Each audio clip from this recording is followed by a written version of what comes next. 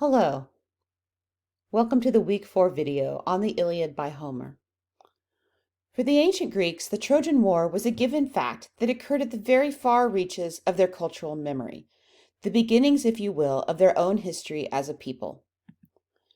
Ancient Greek culture as we know it began on the island of Crete in the Mediterranean with a people group known as the Minoans, who flourished in the 2nd millennium BCE. The Minoans had a sophisticated culture that even produced a writing system, which began first as a kind of Cretan hieroglyphs and then developed into what we call Linear A and later Linear B.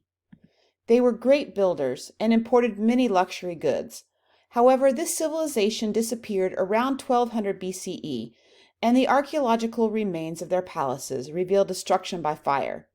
Some scholars even speculate that Crete was the model for the legendary island of Atlantis. The Minoan civilization began to decline, but a new civilization sprung up and prospered on mainland Greece and the Peloponnese, that blob-like peninsula that juts out to the southwest of the Greek mainland. The Mycenaeans, who reached their peak from the 15th to the 13th centuries BCE. This civilization was named after the city of Mycenae, in the northeast corner of the Peloponnese, and was heavily influenced by the Minoan civilization. The Mycenaeans had vast trade relations with other Bronze Age cultures in Egypt, Cyprus, Sicily, Anatolia, which is the Asian part of what is now Turkey, and the Levant, modern-day Syria, Lebanon, Israel, and Jordan. Bob Cartwright says, their culture made a lasting impression on later Greeks in the Archaic and Classical period, most tangibly their myths of Bronze Age heroes like Achilles and Odysseus, and their exploits in the Trojan War. After the Mycenaean civilization fell apart, Greek history plunges into darkness, what's called the Dark Ages of Greece. And there are no written records left of what was going on in the Greek islands or on the Greek mainland. Settlements during the Dark Ages were smaller, and the debris reflects the poorer conditions of life during these times. It is also during these times that the oral stories that would later become the Iliad and the Odyssey began to be told. The Greeks once again became literate around 800 BCE, but their new writing system looked nothing like the earlier Linear A or B. In fact, the new Greek writing system was borrowed from the Phoenicians, but the Greeks added an innovation of their own, the invention of letters to indicate vowel sounds. Many scholars, romantics, and literature lovers have wondered whether or not there really was ever a Trojan War, as told by Homer. Of course, we won't ever be able to find out for sure unless someone builds a time machine, but there certainly was a city called Troy, located on a headland in what is now northwest Turkey. The headland is known as Hisarlik, and it has been the site of several large-scale archaeological excavations. The first one was organized and conducted by the German millionaire-turned-archaeologist Heinrich Schliemann, who began conducting excavations at Hisarlik in 1870. Although Schliemann's techniques ended up destroying some really important archaeological evidence, he did manage to uncover different cities at the site, built one on top of the other. I don't have time nor the technical background to get into too much of Schliemann's work here, but I will say that he did make several really important archaeological contributions. The first was to prove that there was such a thing as ancient Troy, and that a battle did occur there. And second, he excavated the ruins of Mycenae on the Peloponnese and uncovered several graves containing vast amounts of gold. If you're interested in this topic, I highly recommend watching Michael Wood's documentary series, In Search of Troy, made for the BBC. Although this documentary was done in the 1980s, it is still quite fascinating. I've put a link to the 3rd episode in the series in the resources link on the lecture notes, but you can easily find these episodes on YouTube. We can also look to the Iliad itself for references to a possible Bronze Age conflict involving fighters from Mycenaean Greece and those from Troy. Homer gives us several clues that might have been passed down in bardic memory, and that are proven by the archaeological findings at Hisarlik. First, Homer refers to a sacred tower of Holy Ilias, which has certainly been uncovered. Second, he records how the Greeks were almost able to break their siege of Troy when Patroclus attempted to scale Troy's wall. He could only do this if they were slanted up at an angle. The archaeological excavations of the 19th and 20th centuries revealed that late Bronze Age Troy's walls were slanted, a fact which would have been hidden in rubble during the time that the Iliad was written down, and reflects a bardic memory. Third, the goddess Athena tells the Greeks to attack Troy's western wall, and archaeological excavations have revealed that the western section of the city walls were indeed made differently and were vastly inferior to the rest of the wall. There is also a catalog of ships, more on that later, that serves as a kind of war record. It mentions both prominent places like Mycenae that we know about, and also obscure places that are also real, like Thisbe of the many pigeons. Finally, Hector and Ajax are said to have had huge shields, the size of their entire bodies. These shields could indicate that these two characters, at least, were from earlier stories, before the time of Homer, when the shields were smaller and rounder. So, many scholars agree now that something happened at Troy between its inhabitants and the Mycenaeans. It probably happened around 1250 BCE or so, at the tail end of the Mycenaean civilization, and before Greece was plunged into its dark ages. Its cities were abandoned and its writing and wealth lost. Who was Homer? Was there an actual Homer? Well, your textbook gives the matter some attention that I won't repeat here. Of course, we can't really know for sure, but we can say a few things. First, the name Homer means hostage. I'm not sure if that has any meaning here, but the style of Greek that Homer uses is Asiatic Greek, meaning that Homer himself was from Asia Minor. The Greek historian Herodotus, who lived from around 484 BCE to 425 BCE, put Homer's time period around 850 BCE, when Greek civilization was beginning to emerge from its dark age. What is for certain is that this tale of Troy, the Iliad, like the other Homeric work, the Odyssey, was first an oral poem. We know this because of its use of repetition, its epithets, more on this later, and the formularies it uses, the stock phrases and situations that are crucial for memorizing a long poem. We encountered these kinds of features before in Gilgamesh. For example, think of the number of dreams that Gilgamesh has on the side of the mountain in Lebanon. There are still storytellers or bards in employ today, Armenia is one such place, who memorize up to 100 long epics, like the medieval Turkish epic Koroglu, and then perform them at festivities like weddings, or even before sporting events to inspire the players. We also know that Viking leaders, for example, took along their skalds or bards when they went raiding, so that the skalds could entertain the warriors, but also compose new tales of the Vikings' latest adventures. It is not so much of a stretch to imagine a Greek bard drug along by his lord on the Mycenaean raid of Troy, who began the tale that would eventually become Homer's Iliad. Let's talk a little now about the Iliad's epic features. We've already encountered one epic so far this semester, the Epic of Gilgamesh, and we'll certainly encounter others, including next week's readings from ancient India. If you need a full-on review of epics and their generic features, I highly recommend re-watching the epics lecture found in the Week 2 module. I'm going to talk now about the Iliad's epic features. First off, the Iliad is a folk epic instead of a literary epic. We will run across a literary epic when we read Dante's Inferno later this semester. Another literary epic found in your textbook that we won't have time to read this semester is the Aeneid by Virgil. Like Gilgamesh and Beowulf, the Iliad arose from oral stories and is not the work of a single author. A feature that is very common in epics in the Western literary tradition is an invocation of the Muses, which we see in the opening lines of Book 1. Wrath, sing goddess, of the ruinous wrath of Peleus' son Achilles. The goddess invoked here is Calliope, the muse of epics. The Muses in Greek mythology were female goddesses who ruled over the arts and history. Like other epics, the Iliad begins in media res, or in the middle of things. So even though the Trojan War took 10 years to fight, Homer begins with events that took place in the last year of the war, but not actually at its very end. These events cover about 6 weeks of time. We certainly have a hero of high social rank in Achilles, who is not only the son of a king and a goddess, but also someone with extraordinary qualifications. His great battle prowess, more on this later.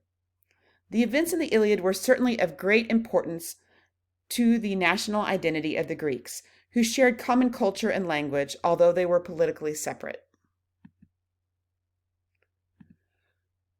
The Trojan War would have been set in the past, just like the Epic of Gilgamesh, and it includes a catalog. Catalogs are very common in Western epics. The catalog of ships in the Iliad, as mentioned earlier, also serves as a kind of record of the folks who participated in the war. Other epics will have different catalogs. The Fairy Queen, which is an epic poem, a literary epic poem from the early modern era, includes a catalog of trees. There is also an arming of the heroes scene. Since Achilles loans his friend Patroclus his armor, which is later taken by Hector, the Trojan hero, he needs new armor. The god of the forge himself, Hephaestus, makes Achilles new armor at the bequest of his mother, the goddess Thetis, and the story goes into great detail about this armor. The final generic elements of epics present in the Iliad include battles requiring extraordinary feats and elevated language. We see the gods themselves taking part in these battles, enabling their favorites to do awesome deeds. Of course, we also have lots of extended formal speeches in elevated language by various characters. Homer's Iliad inspired other later Trojan War epics, which round out the whole story of the Trojan War and its aftermath. We have, of course, the Odyssey, also by Homer, as well as what's called the epic cycle, a series of poems that will fill in the details of the Trojan War, both before and after the events recorded by Homer. The poets writing in this cycle include Stesichorus, Pindar, Simonides, and the Athenian tragic poets. These poems are all post-Homeric. A Roman literary epic, the Aeneid, details the escape of the Trojan hero Aeneas, who was purportedly an ancestor of Romulus and Remus, the founders of Troy. Here's a kind of chart copied from Richmond Lattimore's Introduction to the Iliad on page 27 that explains the development of the Trojan War's story. First, we have the event, whatever really happened between the Mycenaeans and the Trojans around 1250 BCE. Second, we have the immediate record and elaboration in hearsay and oral poetry.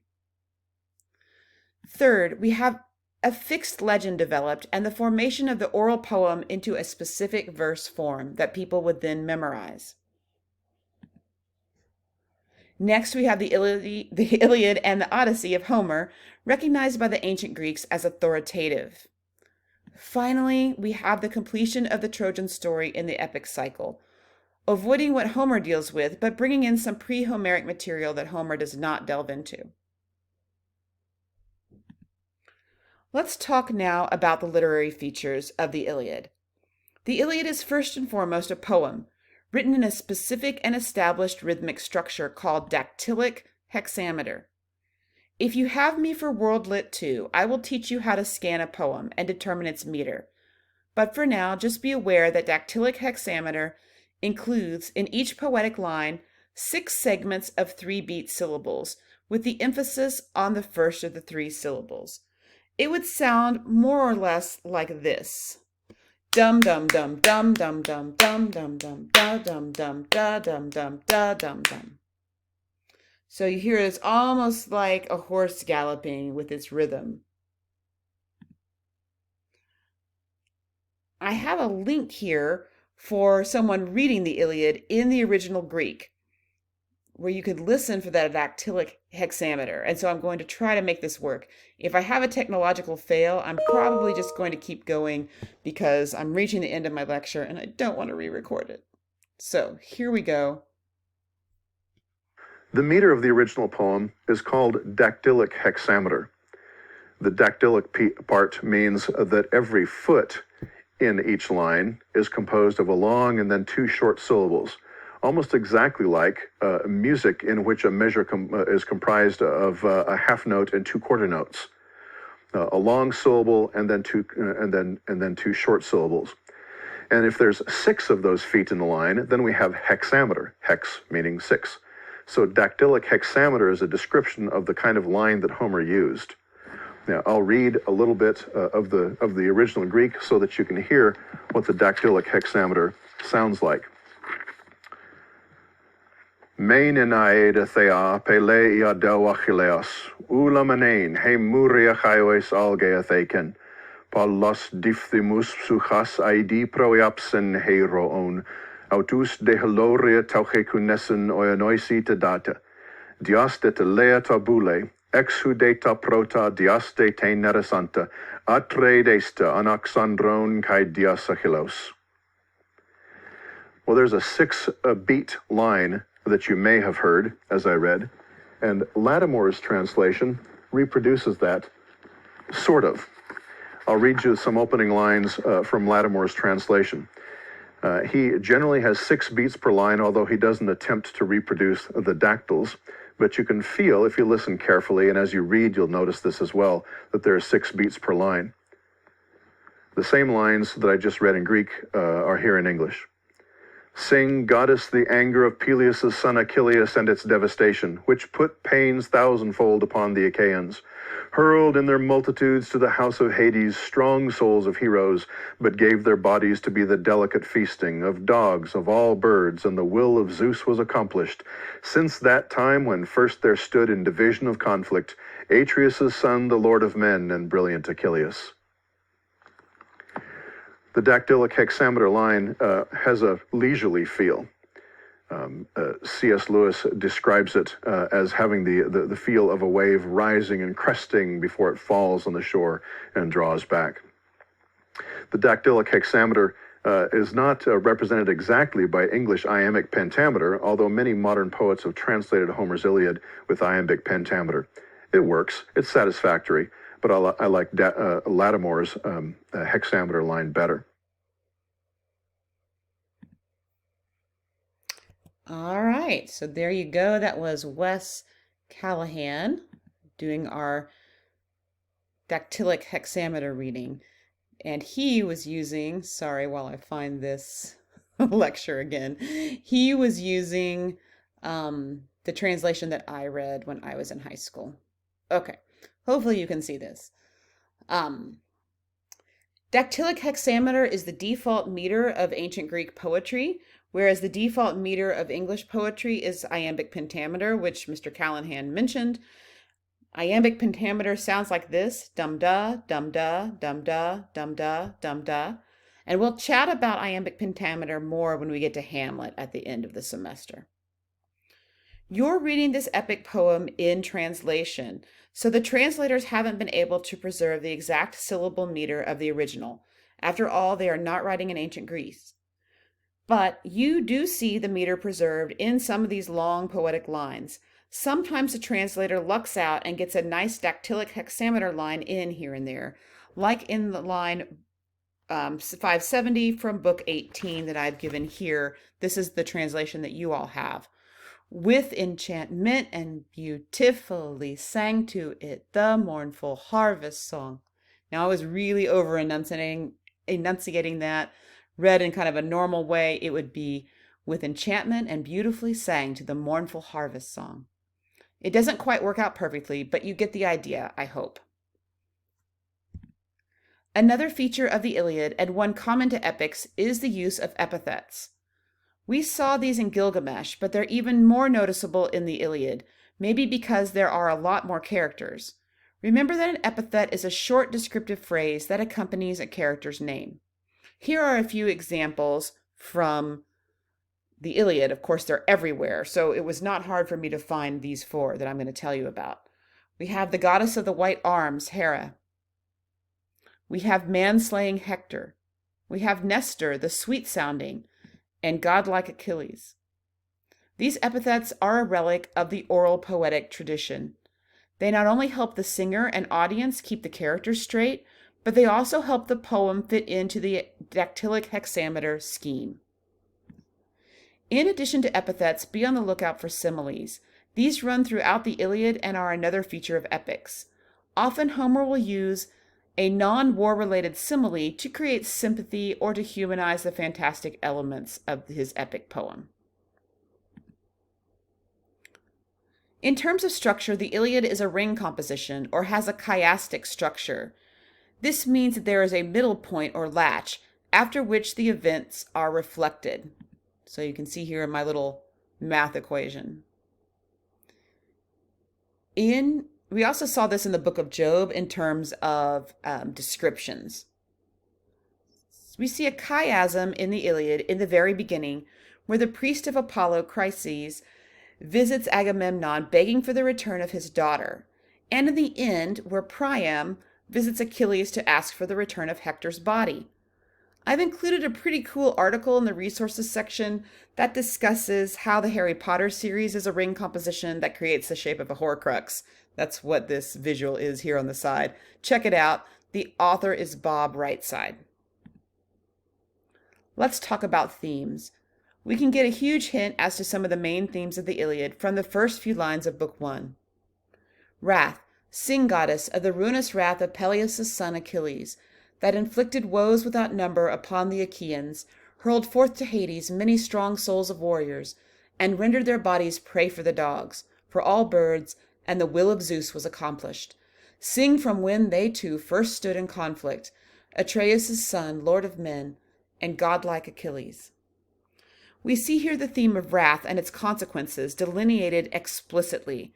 We know from the get-go that Achilles' anger is unproductive and hurtful. It leads to death. We also see the theme of the will of Zeus, who, although he admires the Trojans, especially Hector, nevertheless allows them to suffer because it is his will. Finally, we see the main non-military conflict between Atreus' son, who is Agamemnon, the leader of the Greek forces, and Achilles, the Greeks' best warrior. We see in Achilles' wrath an example of hamartia, or a fatal flaw or moral blindness. It is hamartia that creates tragedy in Greek literature. Hamartia has a spectrum of meanings. In the English translation of Greek New Testament books, hamartia is often translated as sin. It means missing the mark, or to err. You will see all the ways in which Achilles' wrath, though he is initially right that Agamemnon has wronged him, causes much suffering for not only the Greeks, but also for Achilles personally. Another big theme in the Iliad is the idea of aristia, or excellence. There are many excellent warriors on both the Greek and Trojan side, but aristia can lead characters dangerously close to hubris, or overweening pride. In fact, it's nigh on impossible in Greek literature to have aristia without also falling into hubris. Think of some of the myths you may know, like the story of Arachne, the gifted weaver whose abilities caused her to ill-advisedly enter into a weaving contest against the goddess Athena. Spoiler alert, Athena turns Arachne into a spider. When characters practice aristia without controlling their hubris, bad things befall them. About the only major Greek hero from the Trojan War that I can think of off the top of my head that succeeds in mostly controlling his hubris while maintaining aristia is Odysseus, and even he managed to make the god Poseidon very angry at him. Let's chat briefly about the role of the Greek gods in the Iliad. First off, you may notice some inconsistencies regarding characteristics of the gods set against what you had previously learned. For example, if you watch the Crash Course Mythology, Greek Pantheon, then you know that Hephaestus is supposed to be married to Aphrodite. But in the Iliad, the author lists his wife as Charis, who is the goddess of charm, beauty, and human creativity. She is one of the Graces. To make matters more confusing, some texts call her Aglaia. This seeming discrepancy points out a major difference between Greek mythology and the monotheistic religions. There is no canon of religious works agreed upon as authoritative in ancient Greek culture.